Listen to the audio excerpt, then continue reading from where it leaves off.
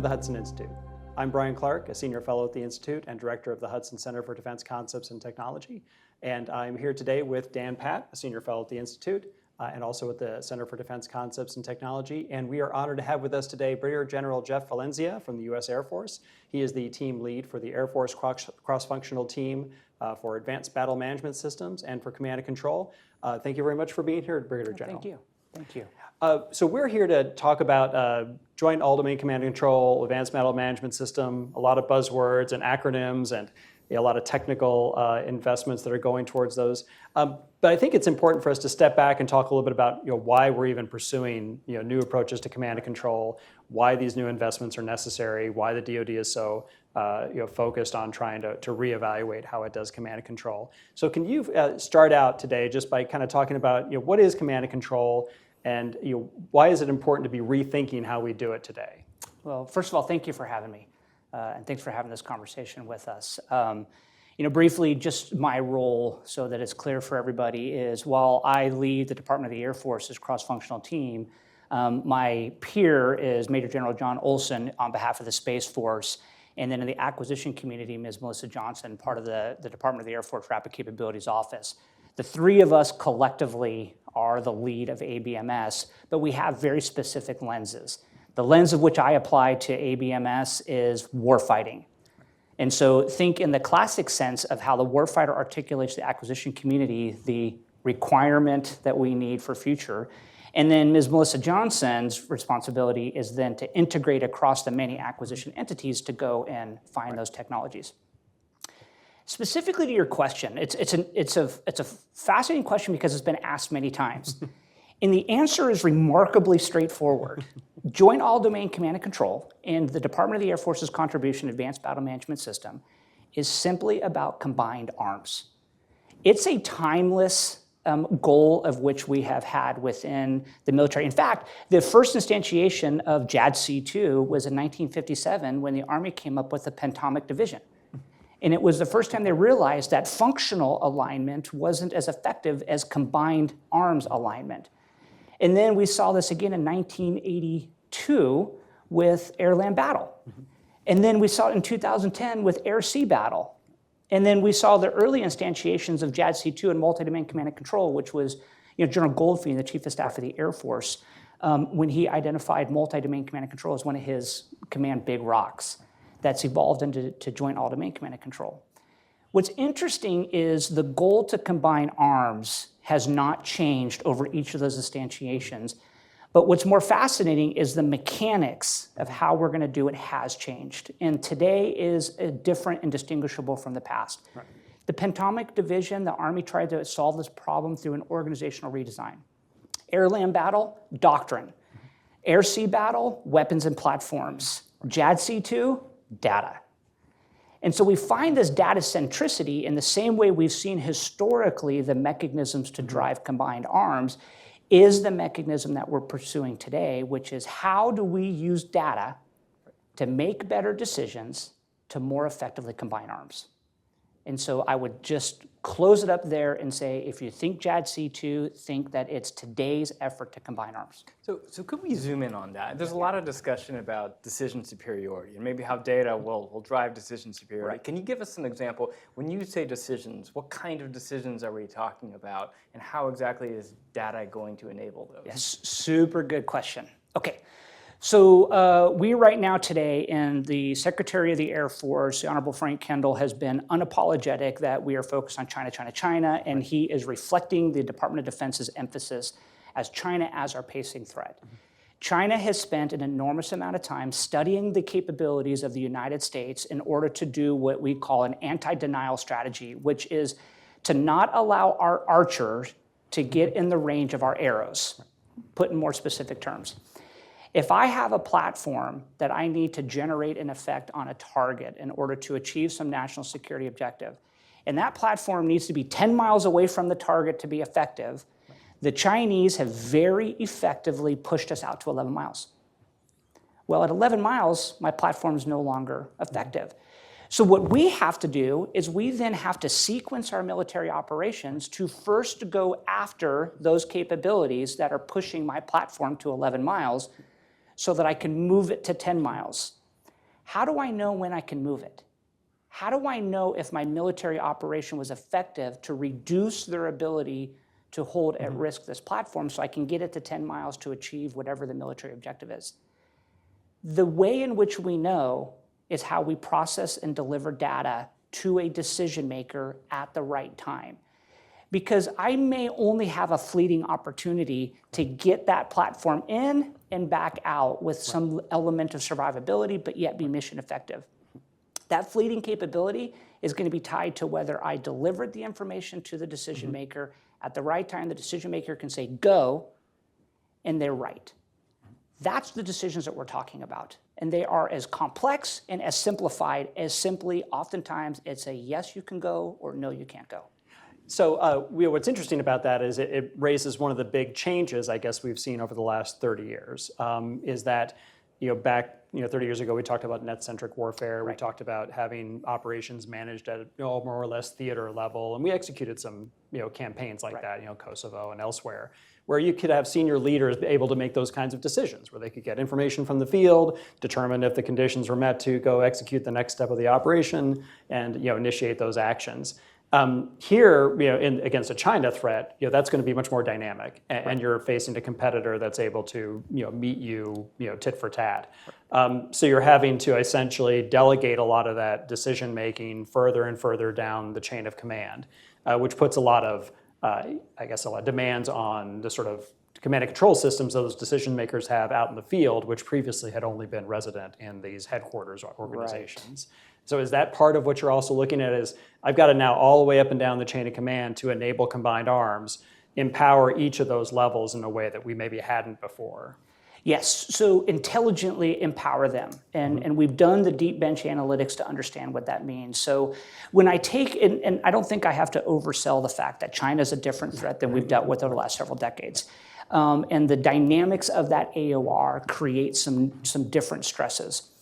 But what we did is we looked at the stresses of operating in Indo-PACOM. And on our current command and control systems that are very mature, they have proven themselves very effective in the adversaries of which we have fought today. We took the current design and ran it through some really rigorous exercising and modeling and found the point of capacity that it operated at. Right. Then we took an innovative design that somewhat turned on its head who gets to do what, this idea of distributing decisions out to the edge. Right.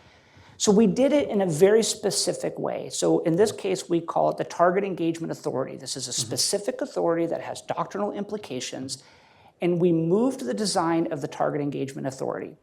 What we found is the new design under the old concept of the type of adversary we fought was not the best design. Our current design was the best design. Interestingly, though, when we scaled it, there was an obvious breaking point in our current C2 doctrine, where this innovative design came out heads and shoulders above.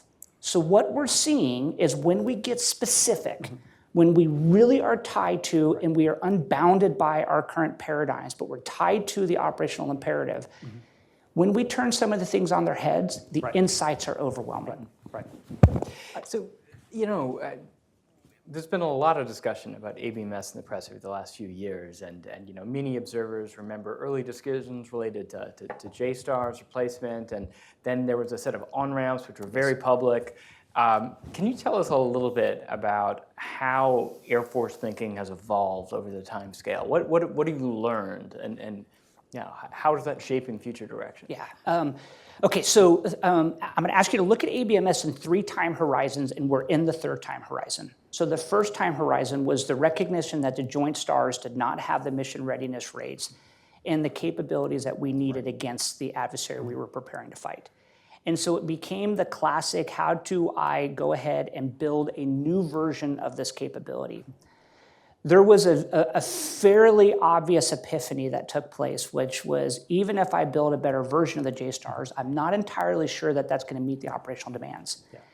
This led us into what became phase 2. And this is phase 2, where the Chief Architect Office and the Acquisition Authority within the Department of the Air Force, they looked at this notion of, can I engage industry in some innovative ways that allow us to take advantage of emerging technologies in ways of which we normally would not be exposed to.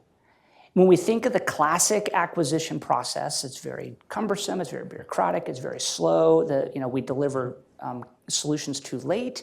They looked at how can we innovate in this sort of environment, really take it more akin to some industry best practices and bringing it in. It was a proof of concept. And under Dr. Roper, it was a proof of concept, can this innovative acquisition approach work?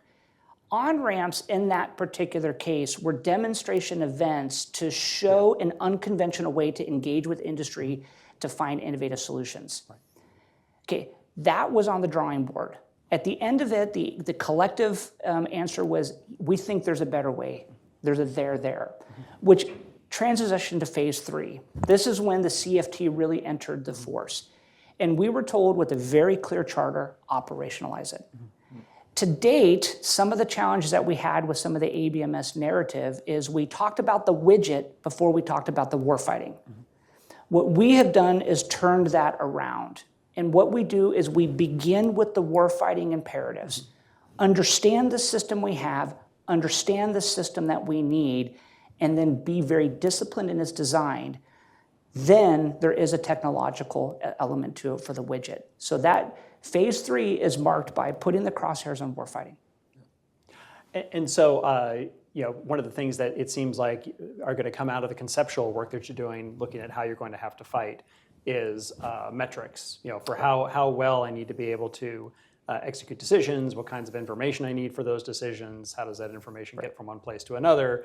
All of that is stuff that I think in the past we've sort of just accepted. We go build a command and control system. It has a certain set of characteristics, and we just live with those instead of stepping back and saying, well, what would I really want the performance to be if I had a really good sense of how I was going to fight? So is that what you're doing here, is that you're essentially mounting, not a requirements process in the traditional sense, but a requirements process in the sense that you are rapidly evaluating the characteristics needed for the kinds of decision-making you need? That's exactly right.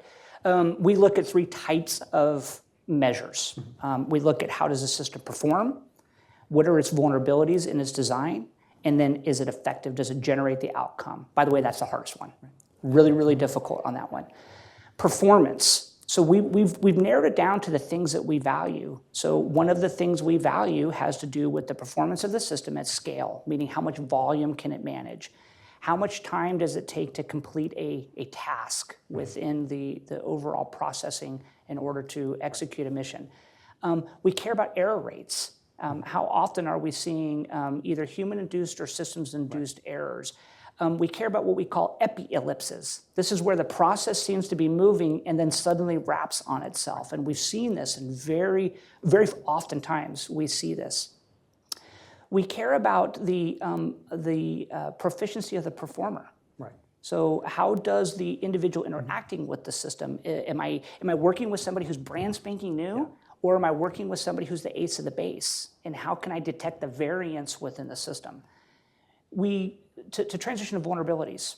So one of the things you mentioned earlier is a lot of the information that we require lives in some pretty exquisite processing centers here in the United States. Right.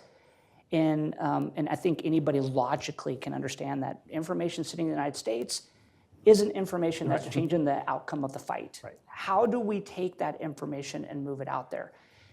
Sometimes it seems like to be a very obvious answer, which says, well, if you can do the processing there, then just do the processing closer to the warfighting. Some of the information is extraordinarily processing intensive. Yeah. Like it is a very heavy technological bill. To think I'm going to drop that into a F-22 or I'm going to drop that into a carrier strike group, that's not always going to be the case. So there's a measured conversation to be had on what I need for the vulnerabilities to that data.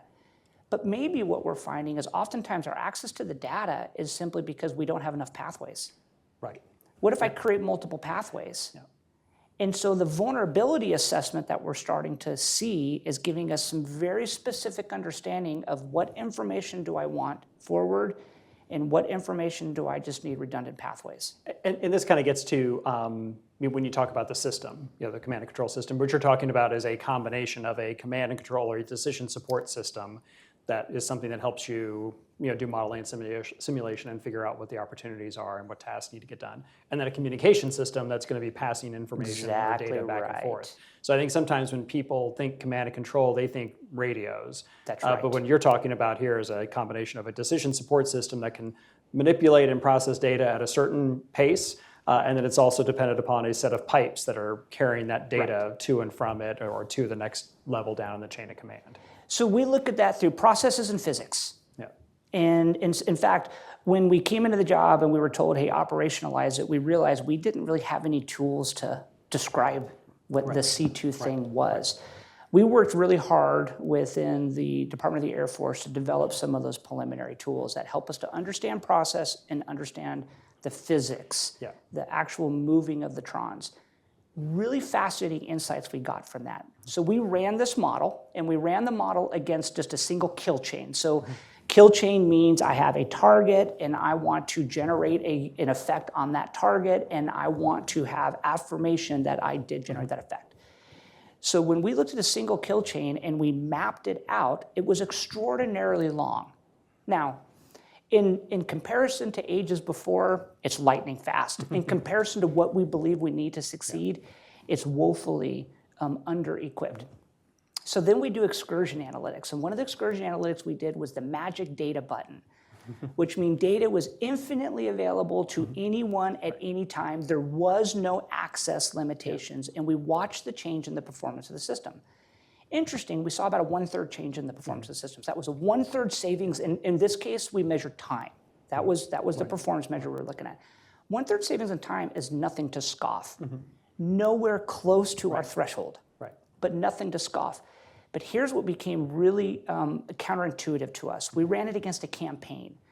So we said, what if the system's under strain? So it has multiple kill chains that it's processing parallel, and it's got kill chains that are stacking up in the queue. Now how does the system perform? Excruciatingly poor. But what became more interesting was when we hit the magic data button, because we thought this is where we saw the savings. And where we saw 1/3 savings before, we saw less than 10% savings under the campaign plan. To us, that wasn't the outcome we were expecting. And we had to stop and look at and think about it. So we did what's called a utility loading analysis. Where's the system burdened? Technology was not the problem. It was processes.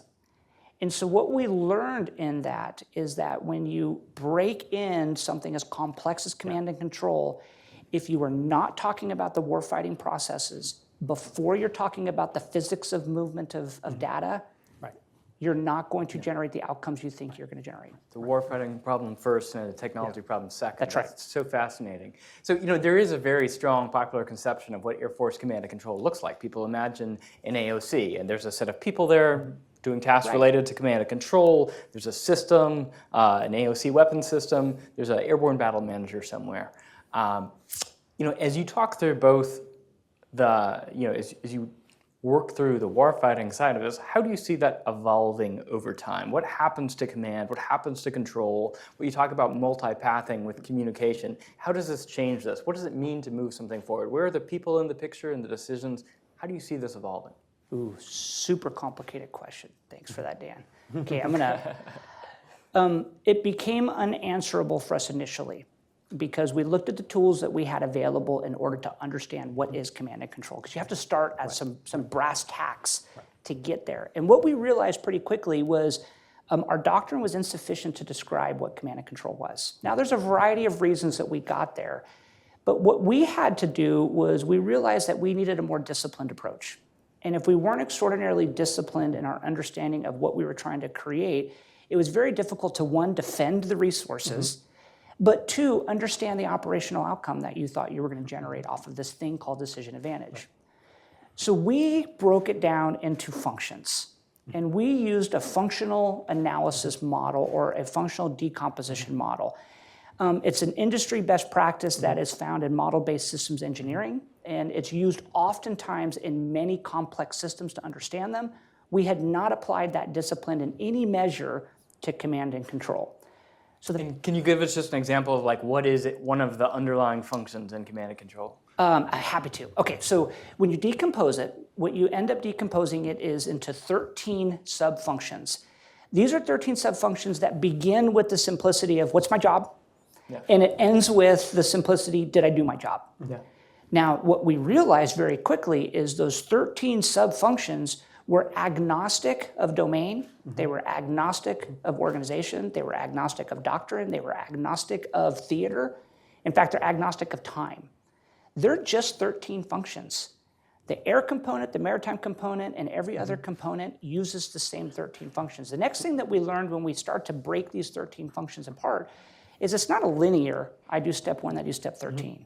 It's actually in the just looking at it on like 2 dimensions, it looks chaotic. Looking at it through a systems engineering lens, it's extraordinarily disciplined. To get more specific, one of the things that we oftentimes expect battle managers to do is what we call match effectors. So a match effector simply says, before I can generate a course of action, list of possible course of actions, I need to understand what is my commander asking me to do. Remember, everything begins and ends with the commander. I need to look at what is the outcome of the nature of the target that I have, and then what are the list of the tools I have available to me. And it's a really pretty simple tabular lookup. What's the best? Right. The best that I have that's going to give me the most likely outcome to match my commander's intent. So when you look at this match effectors function and you break it into you do a 3rd tier decomposition of it, there's actually 5 sub-elements within how you do this match effector. What becomes fascinating is this is a case where we came across that we do this very manpower intensive. And when we looked at it in a very specific way, and this gets a little bit to the man, like where does this happen and who does it, we learned that machines actually do it better. This one sub-element of the decision-making process, there are software solutions that are out there today that actually, they're really good at table lookup. The other thing that this gave us the ability to do was build what we call kind of the common engine, which means that under the hood of every battle management node, every command and control node, is the exact same mechanics, but they can be specialized in how they work within a particular component, how they work within a particular domain, how they work within a particular AOR. This means that ABMS is not defining the design of the next AOC or the next MOC or the next MDTF. That is for commanders to optimize how they are going to array those functions. Here's what I'll tell them. I'll tell them what design is likely to generate the better outcome. So where you put target engagement authority matters. And I'm going to show you the numbers. And I'm going to show them to you in a disciplined and a repeatable way. This also really helps us to start having the conversation about, well, what tools should we be giving the people? One of I'm going to go back to one of the scar tissues in phase 2 of ABMS. So in phase 2, it was a oftentimes used tongue-in-cheek that you can do battle management from an iPad in Starbucks. Stop it. No. It is far more complex than that. It led to a second one, which is, we'll just write AI. AI can do battle management. No. We are not designing the man out of the system. In fact, we're very specifically designing elements within this decision-making process that only an experienced battle manager can do. For example, when you develop courses of actions, and we have a lot of people who come to us and say, hey, I have this COA generator, course of action generator. By the way, we haven't found one. A lot build that way, we haven't found one. But they develop all these course of actions. What if none of them are working? If our system is designed that it only allows the system to generate the options and you select A or B, and neither A or B are working, then what? So what we had to build into the system is the power of intuition and experience, which gives the operator ultimately the opportunity to use the system in innovative ways that might otherwise elude the design of the system. It's a little longer answer, but it's a really complicated question. So this idea of functionally decomposing the tasks involved in conducting command and control, so it seems like that opens up, so for one, the idea of instilling all of those into each of your control nodes gives you this opportunity for delegation, essentially. So, and that's in line with the Air Force doctrine of centralized command, decentralized control, Or distributed control, control, decentralized yes. execution. Yes. Also, does it, by decomposing those functions, does it mean that different nodes could do different parts of the different functions? So your command and control process could be distributed over multiple nodes simultaneously. So it's not, because in the past, command and control was largely you tell a unit that you want to complete a certain task as a commander, and that unit, which is usually a multi-mission platform or an organization, just goes and figures out how to do it. Right. But now, if you're able to do this sort of very finely tuned, precise assessment of what the options are available and then direct some tasks, you can be very specific as to who should do what, and you can distribute those amongst multiple units as opposed to having it just be delegated as an entire mission. Your question was more insightful than you may fully appreciate, and here's why. A military operation is a complex operation of combined arms. Remember, JADC2 ABMS is about combined arms. And when you look at combined arms, a military operation is actually a family of mission elements. Right. So for instance, I'm going to put it into air terms because I can speak best there. In order for us to achieve a Joint Force commander's desired outcome, is I'm going to have to achieve some degree of air superiority for some period of time to give an increased probability of survivability. So I might have to go after SAM systems, I have to go to radars, communication nodes, a variety of things that I'm going to have to do. That's a mission. Right. That's a mission that's part of this overall campaign. Okay, in that mission, I have multiple roles. Right. Generally speaking, I have 3 roles. I have the battle manager who is helping to execute. Remember, battle manager is not a bolt-on capability. A battle manager is an integral part of warfighting execution. I have a battle manager who's in the mission executing. Right. I have a battle manager who's feeding the fight, vectoring the resources there, particularly if the resources prove insufficient. They're going to go find some more. I have a battle manager who's managing the tanker flow. How am I going to assist? So I have all these different roles. Each role does the exact same 13 functions. Right. They're all the same. Yeah. So what it's called a performer model. And what we're able to do is we're able to decompose from operations to missions to roles to functions. And we now have done the functions. So we have the functions pretty well programmed in. And now what I can do is I can work with the warfighting entity to say, how do you want to array the roles to achieve the variety of missions that you as a component are responsible for? Right. Then as they disperse those roles, what goes with it is the information exchange requirements that becomes the underlining design element of this thing called this battle network. Right, okay. And so that's how we extract those out. This is why we're agnostic. So for example, the maritime component may say, okay, that role, I want to live on this boat. Okay, I'm unemotional about it. They may say, I want this in the 7th Fleet Mock, I want this in the Pac Fleet Mock, I want this in the AOC, I want this held way back here in the United States. Right, but each of those nodes do those 13 functions, and each of those nodes are going to be, delegated authorities, I guess, as part of the that come with process. That role, right. And the functions enable them to then execute that role. So if I could just pause here a minute. One of the, in popular press, one of the big points of confusion about JADC2 has been what exactly is joint about this, right? Early on, obviously, the Air Force took the lead with ABMS and really pointed out the Air Force provides command and control as a service for the larger joint force. But, I think the Army rightly pointed out that there are many Army problems, right, which, for the Army by itself, an AOC as a tool set doesn't well serve the Army problem. So if this is really combined arms, and it's really about bringing the best of the joint force to bear against our most pressing operational challenges, how do you see what the Air Force is doing, what other services are doing, coming together jointly? I mean, does it get back down to that functional decomposition? How do you see that making headway? Okay, so first we had to ask ourselves that question: what is the joint problem? Because we oftentimes say, well, that we're trying to improve joint command and control, and so we ask the question: well, what is joint command and control? And we went on a search for it, and we couldn't find it. What we do find is very well designed component command and control systems. So we ran some tests on it. And we looked at a single kill chain. Single kill chain closed within a single component. This particular one, we looked at an air component, but that's not the point. The point was we looked at a single kill chain closed in a single component, and it was measured in a couple hours to close it. And it was not inconsistent with some of our other insights that we had.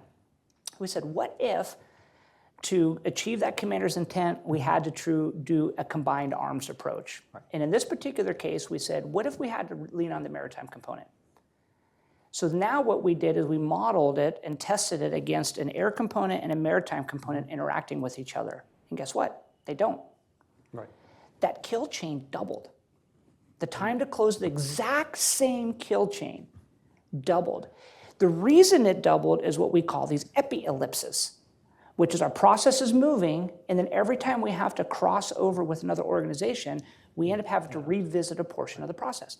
What we then learned is, and people go, well, why don't you trust each other? It's not trust. We don't distrust each other. When the maritime component comes to us and says, I need help striking this target, we don't say, well, we're going to have to do our own exploitation because we don't believe you. No, it's that the processes and how we affect decisions and the outcomes are just different. So it comes to this functional design. When you use a functionally based design, then wherever that decision has to be made, remember that role in the mission as part of the overall operation, the information exchange is now knowable.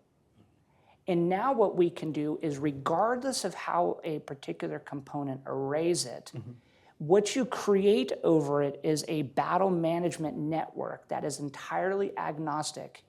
And I would offer probably the first instantiation of true joint command and control.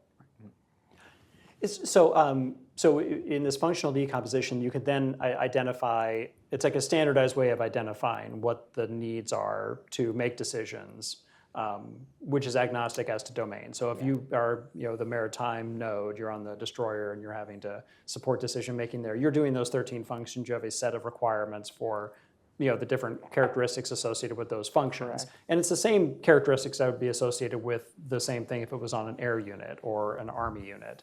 Is that the idea? And that way, maybe there's or there's at least a standardized way of defining them. That's so right. The numbers may be different, but right. the information you value is probably different. Right. But you may have different priorities or different specific numbers, but since it's the same 13 functions, we've got the same language to communicate that, and that way you can talk about building a network that is able to share information between those, because now you're not talking past one another. You're able to identify your information exchange requirements and meet those. Right, and so to go to the what we do with this, and it goes to the second part of the question that you asked which is, how are we approaching this? The framework of the approach is not an Air Force framework. This was built under the impetus that General Brown generated when he told all the services to get together and present a way forward with JADC2 from a service perspective. This is not in competition with the JADC2 and what the Joint Staff J6 does. His question was very specific. I want to know what the services are doing. When we got into the room and started talking amongst my peers, what we realized is that we all have the same imperative. We all feel the sense of urgency. We all want to work together, but we just didn't have a common framework to guide our efforts. So what we proposed was a common framework, and the framework is simply this: 4 parts to it. Part 1 is we need to start with a common foundation. It's just how we talk about command and control.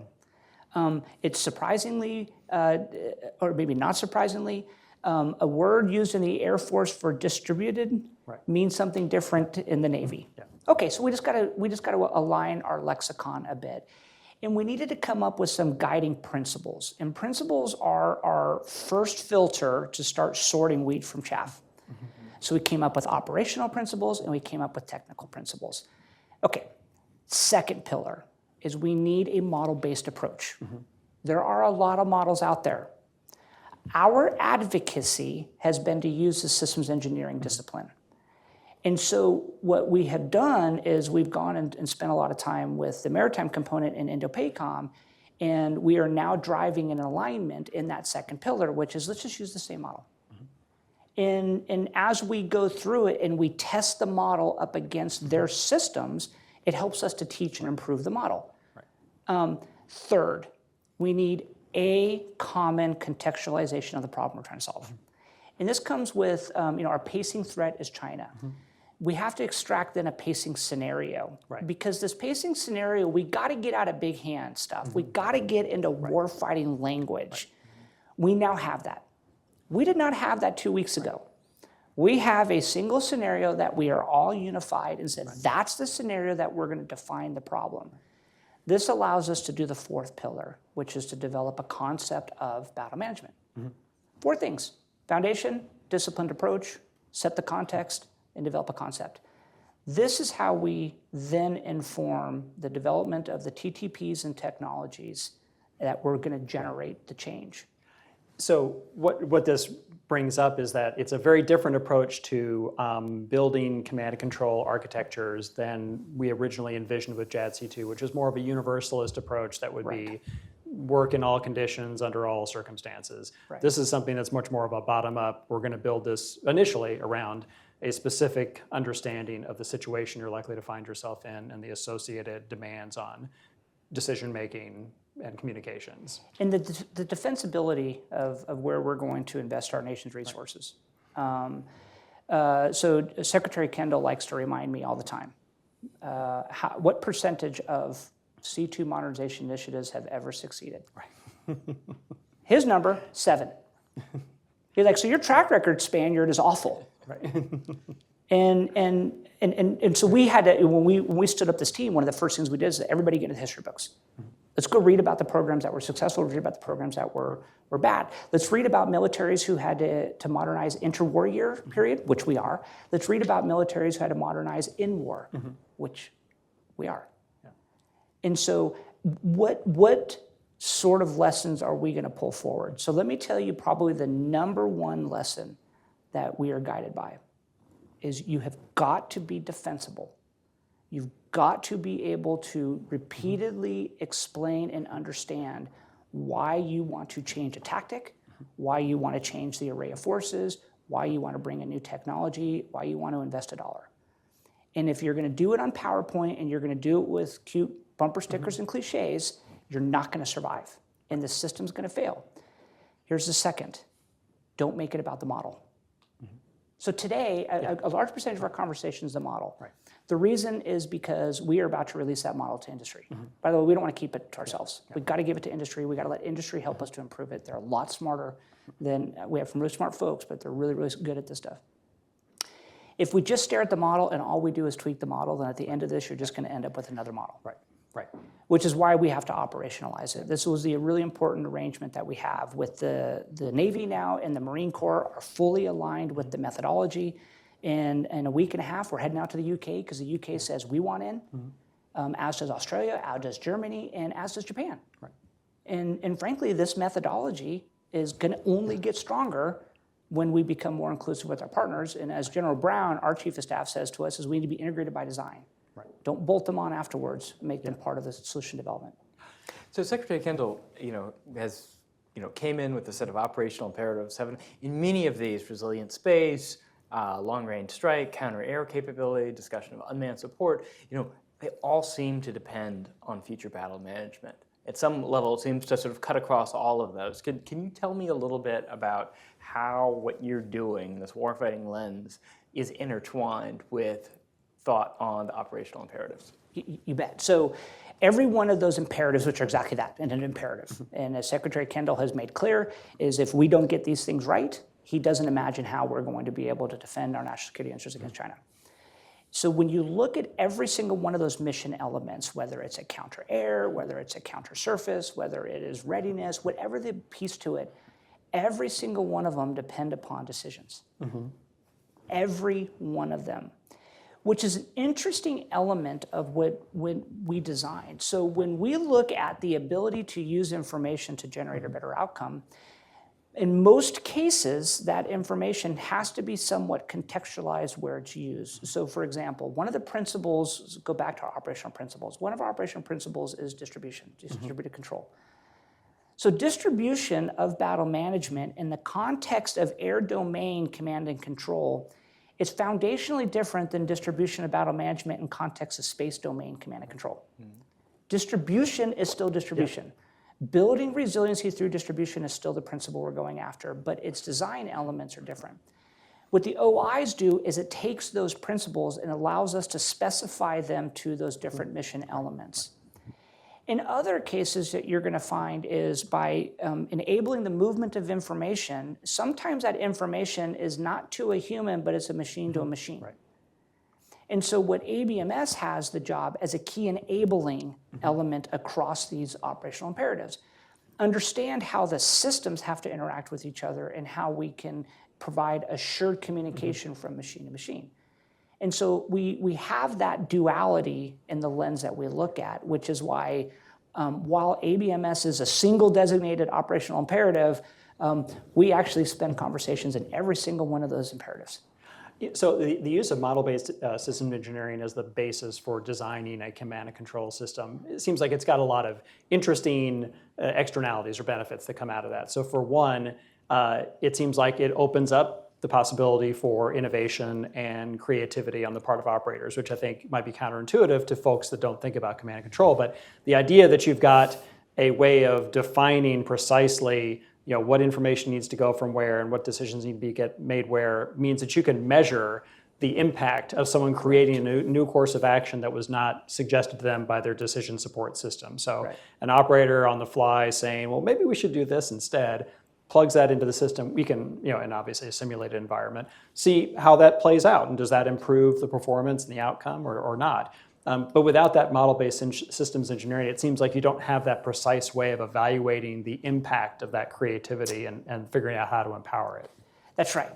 So the rigor of how we eventually say that we have a good understanding of a solution to solve a problem, the model-based system engineering becomes the foundation for it, but it in and of itself isn't it. Right. So when we look at our model-based system engineering approach, which gives us the ability to describe the performer relationship, the information exchange requirements, it is then paired with some model simulation and analysis tools that help us to understand the potential delta. So what we can do is I can now, in a digital environment, I can throw ideas at it and then just play with the numbers. Right. When we get to something that we go, I think there's a there, we will then work across our partners into what we call the Battle Lab Network. Our Battle Lab Network is a network of laboratories that, for the Air Force, our contributions is Shadow Operations Center Nellis, which is out at Nellis Air Force Base, part of our Warfare Center. But we plug in with the Army's JSIL up at Aberdeen. And so as we grow this network out, what we then do is we take our anticipated outcomes and we put it into the lab with real operators, real tools, contrived scenarios, and then we go, did we get the outcome we expected? Right. If it's a yes and a yes, we got ourselves a solution that we're going to go after. Right. But it opens up the possibility in practice, like if this is out in the field actually being used, that model-based systems engineering approach could also then help you define the sandbox, if you will. That's so what's the extent to which I will allow the operator to independently modify or develop their course of action, within what are the bounds of that? Because right now we don't have that. It's just sort of if you're going to exert mission command and do something on the fly, it's totally on you. But you could maybe have a better way to help guide the operator in this case. So what you're describing is what we call battle management of battle management, which is how can we, if we create this network of nodes that has agility inherent within it, how do we then manage that agility? Right. And this gives us the idea of how can we innovate within the system, because we got to allow those innovations, and then have the system adjust and learn from that. Same goes for when the system's underperforming. Right. If you're a battle management node and you're having a bad day, or the adversary has denied you access, and Dan and I are dependent upon you doing your job, we want to know that you can't do your job anymore. Right. And then we got to figure out who can do your job. Yeah. So that gets into the age of digital twinning, and that is super complex. Right. I am not nearly smart enough to describe it other than to say ultimately, we could imagine ourselves in a place that sits on this network and actually monitors the performance of the network. Right. Absolutely. So, you mentioned polishing the history, dusting off the history books, reading up about it, this focus on interwar periods. When I think of an interwar period, I think about a time of, vibrant operational concept development, experimentation with tactics. History shows us force employment, how I'm using my forces, is ultimately more important than what the systems themselves are. How do you see ABMS supporting or driving the Air Force to experimentation and operational concept, new ways of fighting? I don't know if I would necessarily cast us in that large of an impact, although I do think that there's a merit in the approach that we're developing. I would love to see people catch on to this kind of disciplined approach. But interestingly, when you pull back the shades of history and you look at interwar innovation, more often than not, major nations during interwar periods become very entrenched in their current paradigms. Probably the best illustration is the Maginot Line. And where other nations and there's very few, by the way, that really truly innovate, and one of the best illustrations is the Blitzkrieg. And so you take those two in the same period of time, and two different nations approached them two different ways, and one generated an incredible outcome, and the other was incredibly disappointed with the outcome. And they each have tanks, radios, and airplanes. But they had the same tools. And you can't let the Brits off on this too, because they became very entrenched in the same period of time to maybe not necessarily recognize the full power that these new capabilities were delivering. When you look at interwar modernization, it typically gets driven by business practices of the institution. And the business practices oftentimes become very protective of the current paradigms because a business practice is trying to manage risk on the institution. And it has political factors it has to take into consideration, has economic factors. There's a lot of reasons why that system exists. Secretary Kendall's turning that on its head right now. And he's driving us with more of a wartime impetus. But see, here's the thing in the wartime impetus is the wartime impetus becomes warfighting centric. Not business practice centric, it's warfighting centric. And that's what we're seeing in this shift, which is giving us this open field to start to innovate the ways in which we drive modernization initiatives. Right. But I think, to Dan's point, having a system like ABMS, as you're articulating it, allows you to start thinking through a lot of different options for force packaging and concepts of employment and matching up effectors with different targets and looking at things outside of potentially the normal basket of kill chains that we would have executed. So it seems like what you're doing is you might be empowering a set of innovators operationally within the service to go and come up with new ideas that could be exploited in a future conflict. So it's providing that foundation, it seems, to be able to support that operational innovation. I would like to think yes. So one of the boundaries is we don't trundle into designing new weapons, new platforms, new sensors. No, but different ways of combining what you have or composing what you have in maybe non-traditional combinations to say, well, this is something that an opponent may not expect, and therefore it may have a surprising level of efficacy because they didn't anticipate that. Yeah.